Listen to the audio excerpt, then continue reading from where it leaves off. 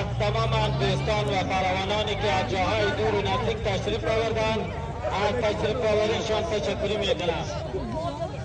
1500 افغانی شد.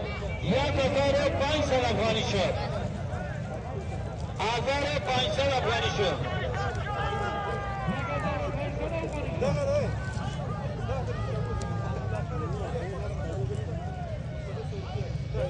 آقرب سایجلال